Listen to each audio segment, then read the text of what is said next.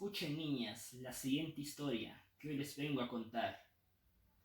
El gigante egoísta, Oscar Wilde. Todas las tardes, a la salida de la escuela, los niños se habían acostumbrado a ir a jugar al jardín del gigante. Era un jardín grande y hermoso, cubierto de verde y suave césped.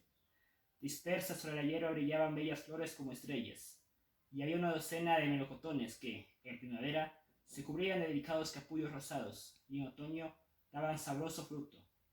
Los pájaros posaban en los árboles y cantaban tan deliciosamente que los niños interrumpían sus juegos para escucharlos. ¡Qué felices somos aquí!, se gritaban unos a otros. Un día el gigante regresó. Había ido a visitar a su amigo el ogro de Cornualles y permaneció con él durante 7 años. Transcurridos los 7 años, había dicho todo lo que tenía que decir, pues su conversación era limitada, y decidió volver a su castillo. Al llegar vio a los niños jugando en el jardín. «¿Qué estáis haciendo aquí?», les gritó con voz agria, y los niños salieron corriendo. «Mi jardín es mi jardín», dijo el gigante.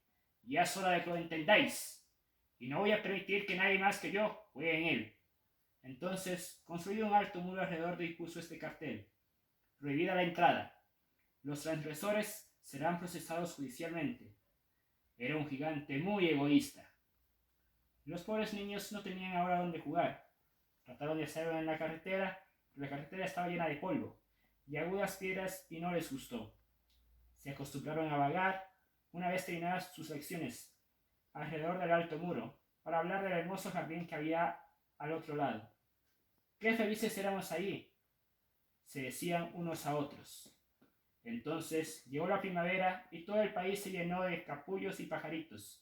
Solo en el jardín del gigante egoísta continuaba el invierno.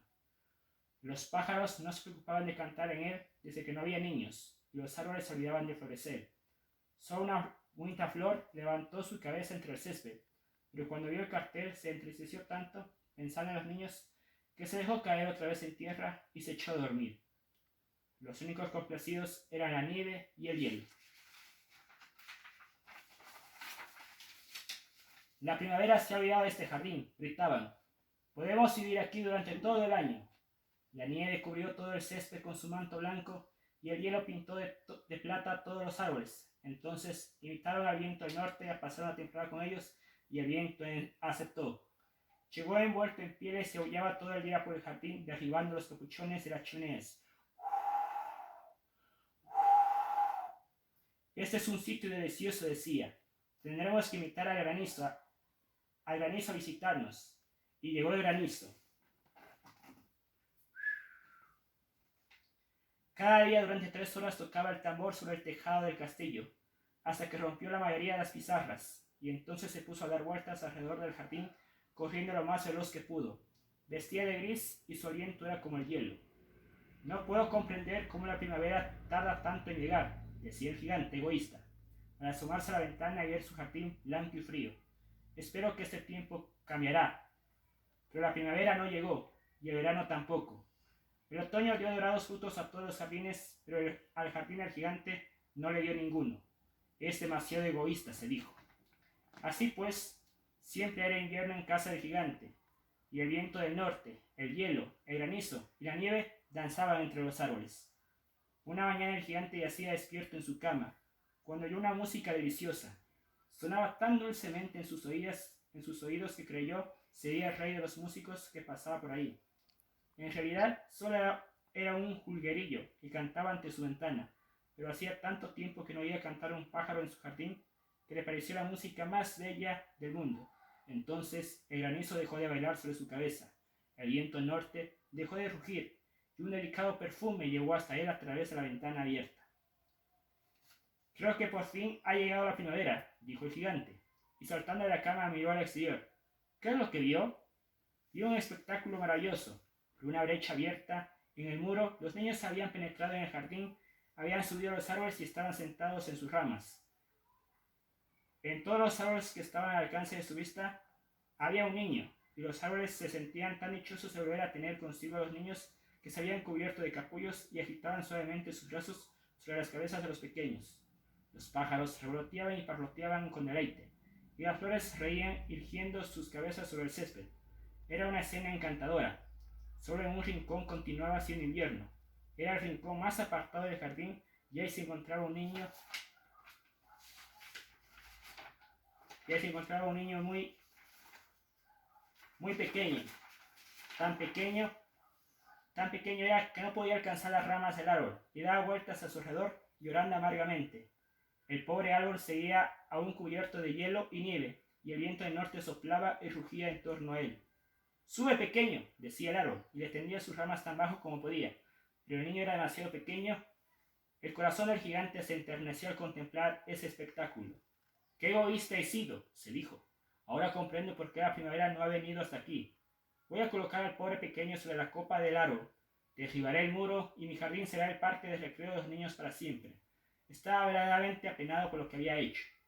Se precipitó escaleras abajo, abrió la puerta principal con toda suavidad y salió al jardín.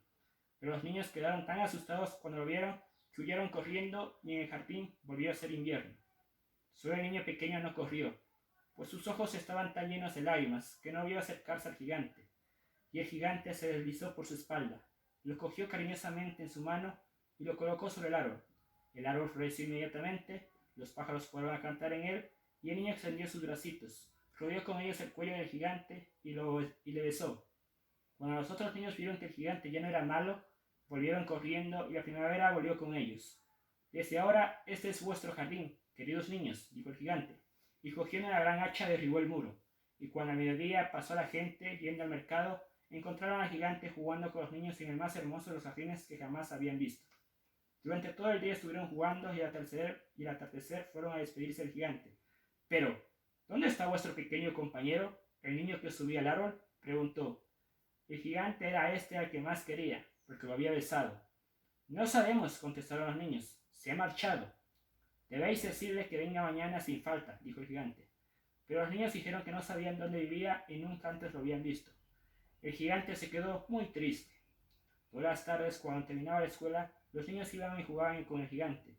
Pero al niño pequeño, que tanto quería el gigante, no se le volvió a ver. El gigante era muy bondadoso con todos los niños, pero echaba de menos a su primer amiguito y a menudo hablaba de él. «¿Cuánto me gustaría verlo?», solía decir.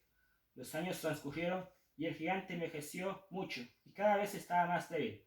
Ya no podía tomar parte en los juegos. Sentado en un gran sillón, veía jugar a los niños y admiraba su jardín.